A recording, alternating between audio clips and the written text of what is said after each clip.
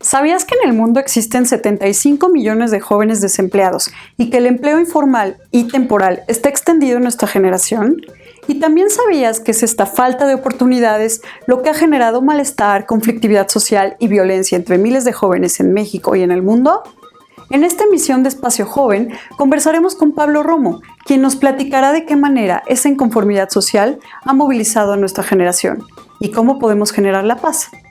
Las movilizaciones sociales que ha habido de jóvenes en diferentes partes del mundo. Mira, lo vemos, el 132 en México es una expresión de jóvenes muy fuerte, con una demanda muy concreta, la democratización de los medios de comunicación.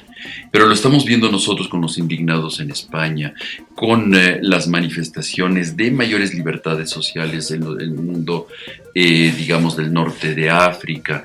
Lo estamos viendo muy frustradamente en las esperanzas que tenía de hacer una transición pacífica en el mundo como Siria, por ejemplo. Pero en otros espacios, Estados Unidos mismo, el primer mundo, en la medida en que hay menos oportunidades para ellos, también hay una gran frustración y una gran necesidad de sed de lo inmediato, ¿no? que se expresa en el consumo de música, en el consumo de cosas que den un placer inmediato. Mientras que en otros espacios, por ejemplo Brasil, Argentina, el Cono Sur en general o América Latina más ampliamente, vemos a los jóvenes cada vez más participando, saliendo a las luchas, demandando con mayor fuerza la exigencia por la democratización. Lo vemos en Brasil, por ejemplo, las manifestaciones contra la corrupción. Es notable, ¿no? Como lo vemos desde los barrios más marginados, salen los jóvenes a protestar contra la corrupción. Qué fuerte, qué fuerte, ¿no? Vemos jóvenes que salen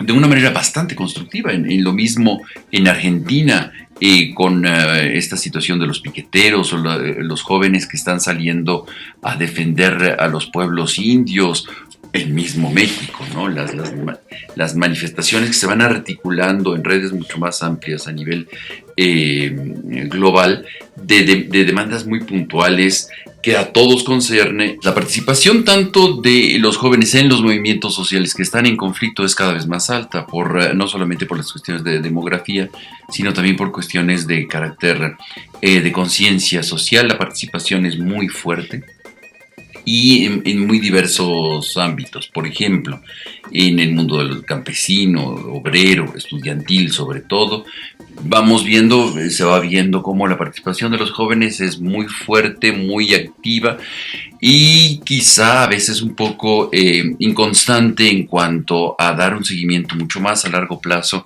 de la conflictividad o de los conflictos en sí mismos.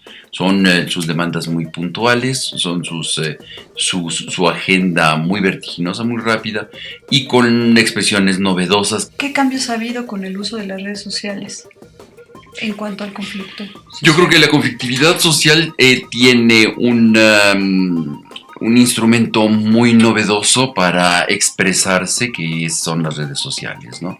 Yo creo que ayudan mucho a visibilizar los conflictos, sobre todo de los que tienen acceso a los medios de comunicación, redes, y particularmente a los jóvenes, ¿no? Son ellos los que pueden hacer visible la conflictividad de una manera mucho más vertiginosa, mucho más fácil que en el pasado. En el pasado los jóvenes tenían grandes dificultades, era en los años 60 en los mimeógrafos para poder decir alguna cosa, y hoy los medios de comunicación en las redes facilitan mucho el intercambio, pero también la banalización, ¿no? Yo creo que por otra parte se puede banalizar, pero se generan espacios de debate muy importantes y en donde los jóvenes tienen mayor capacidad para poder entender la diferencia o la diversidad. Son protagonistas cada vez más amplios y más de menos edad, los que están participando en la conflictividad social, en los conflictos sociales, los que salen a la calle, los que protestan, los profesores, los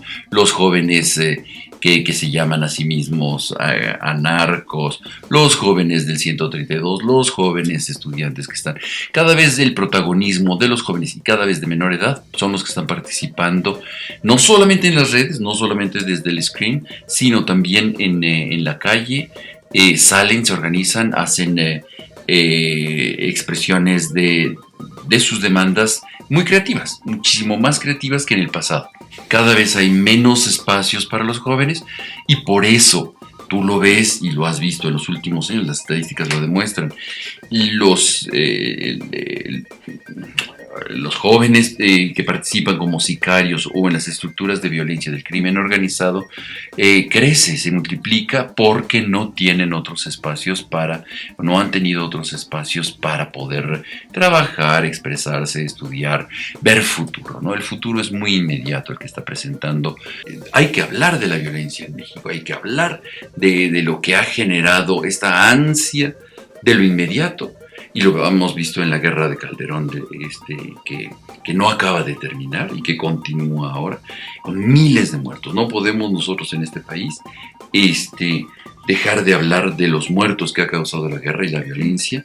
No podemos dejar de hablar en este país de los desaparecidos, de los 27,000 desaparecidos que ha habido en este país y que continúan habiendo ahora a través de las expresiones, ya no digamos de Michoacán y otros espacios, sino también, por ejemplo, de los migrantes, ¿no? Como abusar del pobre. Eso es verdaderamente abominable, ¿no? Vemos La Bestia. Tú puedes decir quiénes viajan en La Bestia, jóvenes, muchachas, muchachos que suben esperanzados de tener una vida mejor. ¿Y tú crees que las autoridades, migraciones, no saben que viajan en La Bestia? ¿Por qué sigue sucediendo lo que sucede? ¿Por qué el dueño de la vía férrea no sabe de esto? ¿O le informamos? ¿Cómo le podemos informar para que sepa que en su tren suceden estas cosas, estos crímenes? Cantidad de personas han sido asaltadas, ¿no?